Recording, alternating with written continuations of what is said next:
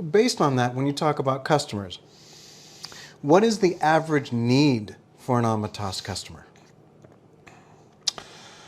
That's a very actually complicated question. I mean, Excellent.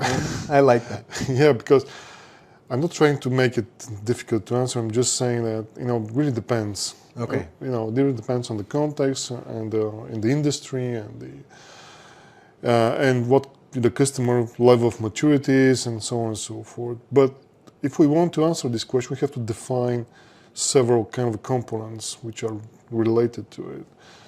As I mentioned, one of them is the industry. Okay. We know from fact that you have more targeted industries than others. And it kind of makes sense, isn't it? I mean, because if you concentrate data in a big infrastructure, Yes. then it's kind of obvious that this infrastructure is going to be targeted because right. the reward is going to be greater, right? So this is one thing. So let's say financial industry, fintech, or companies that are processing massive amount of personal data. Right. So these are kind of the most targeted normally. And there is another category which is critical infrastructure, of course. Oh yeah, infrastructure. Because, many people probably realize that, we're totally dependent on digital technology. Yes. So all these systems are operated and managed by these technologies. And if you compromise them, obviously this infrastructure is exposed to a specific type of risks, and of course the consequences are far much more, let's say, difficult and difficult to handle, and also, let's say, impactful for a lot of people. Right. Now, and the problem with this is that, I'm kind of making here a specific point to this, is that critical infrastructure, but not only that, because when you say critical infrastructure, most people believe, let's say, power plants and nuclear facilities and stuff like that. Right. Which is true, of course. These are the main stuff. But if you think of more smaller things that are kind of, let's say,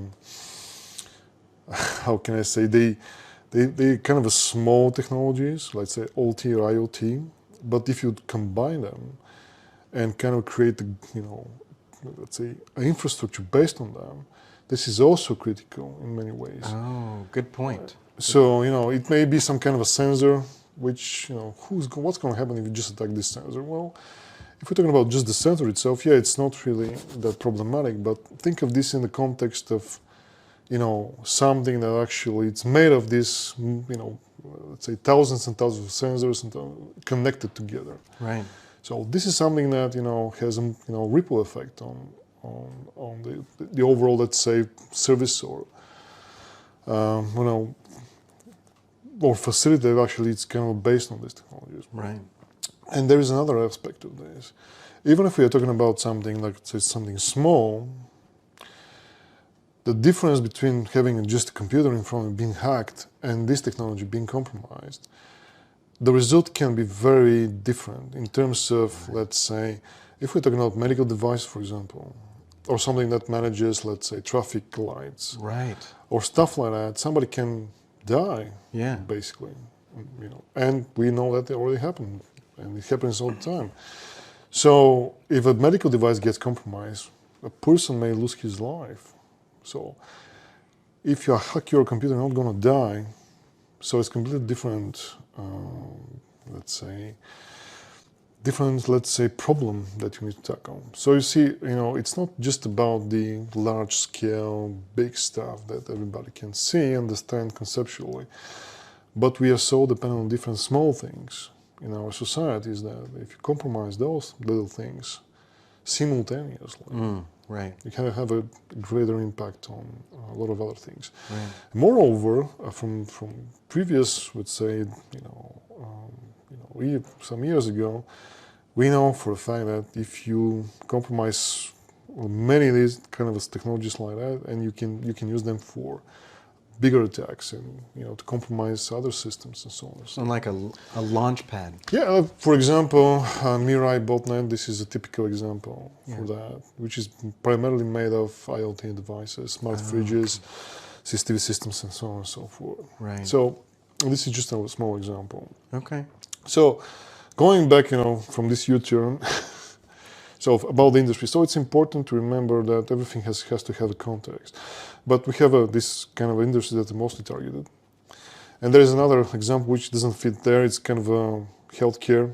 Oh, yes. Hospitals. Hospitals and other facilities like that. We just recently had an example in Europe for a massive data hack on multiple hospitals in Europe. Oh, right. Okay. It can be devastating. Right. Absolutely. But they target it because the impact, first of all, is very high. And secondly, they are kind of a low-hanging fruit most of the time. Right. Okay. Also have a lot of the sensitive records associated with this. So this is one thing. So which industry you belong to? The second element is what's the driver for you to ask for security? Mm-hmm. So why you're doing this in the first place? Yeah. So most companies, and I don't know why still we are kind of conceptualizing these things like that, but most companies are doing this out of fear. But depends what, let's kind of make sure that you understand that there's two types of fears in cybersecurity. One is, oh my God, somebody can hack me. Right. And the other one is, oh my God, I can be penalized by some institution or whatever, regulator. So it's kind of the same driver. Mm-hmm. It's kind of, I need to probably do this because else, the same basic fear exists in your everyday life. You lock your doors, you switch on your, CCTV systems, intrusion alarm monitoring systems in your home for the same reason. Right. You can get robbed, so especially if you're kind of having gold in your locket or whatever. Yeah, right. Hopefully not. Locker. That's right. Don't do that, by the way. Don't do that. That's right, folks. Don't store gold in your house. There's something, but... For example, I mean, socks, maybe, but not gold. That's right. So anyway, and this kind of easy to understand thing, really. I mean, this is just a primal type of thing, I'm just afraid something goes wrong, sideways. To be honest with you, that's not the best motive to have security in place, although it's not the most common reason why people are doing this.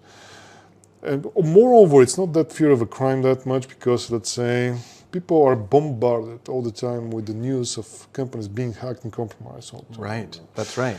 It's kind of part of the fear. That's fear, right? People are strange animals. Right. In the way that, we can get used to everything, which is kind of a part of our evolution, I guess. Right. For example, and this is not a good example, unfortunately. That's right. Ukraine war. Okay.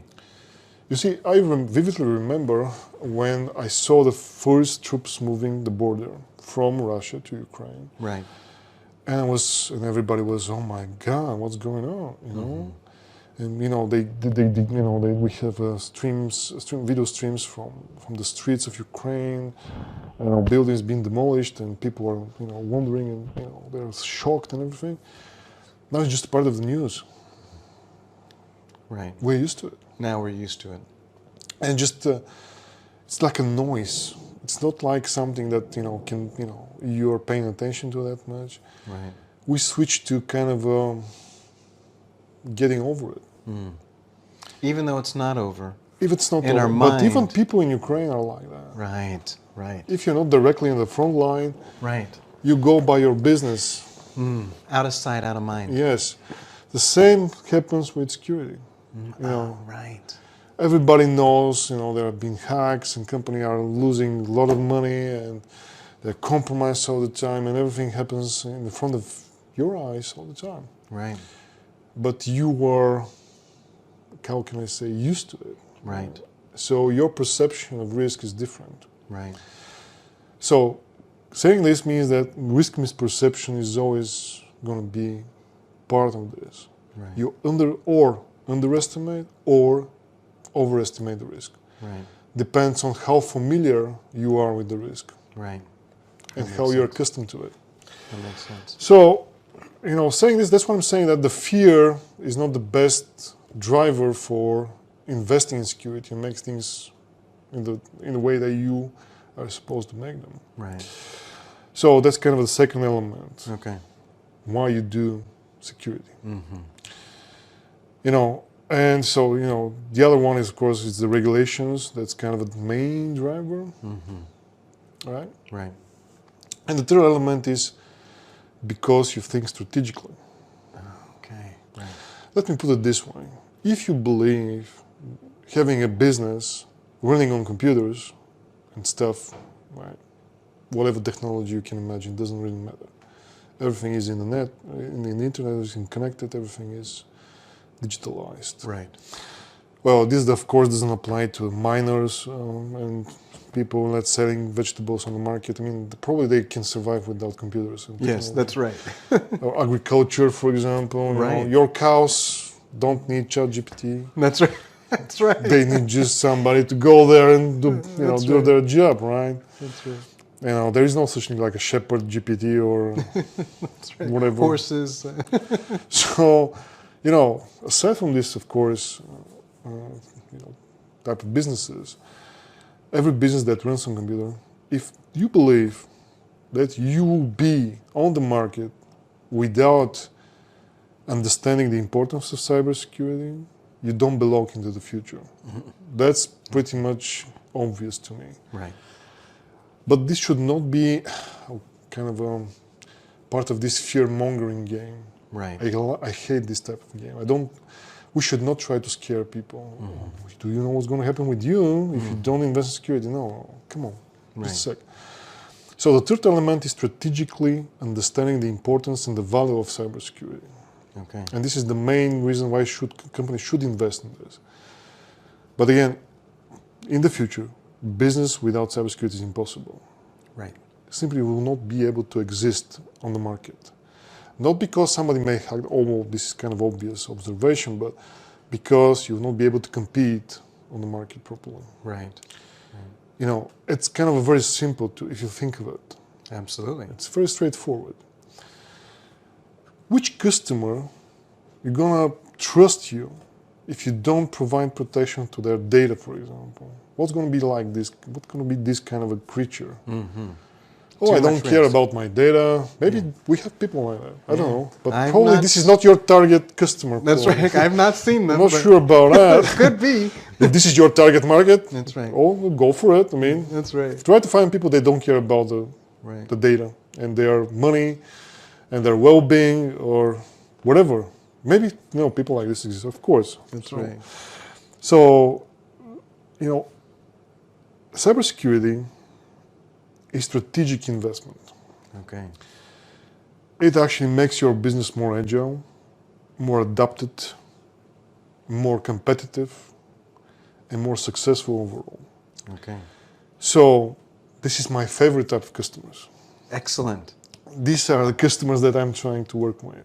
Perfect. And they need this. Yeah, and they, you know, they realize that, you know, this is not just a, you know, a number in Excel spreadsheet, you know, presented to the board or in a PowerPoint, part of a budget figure or whatever. It's something that drives the business forward. Right. And makes it successful at the end. That's what cybersecurity is. Excellent. I love that. By the way, have you subscribed to Tech Talk, Tony? We're going to talk with leaders just like Boris and understand strategy, information, business, and of course, leadership.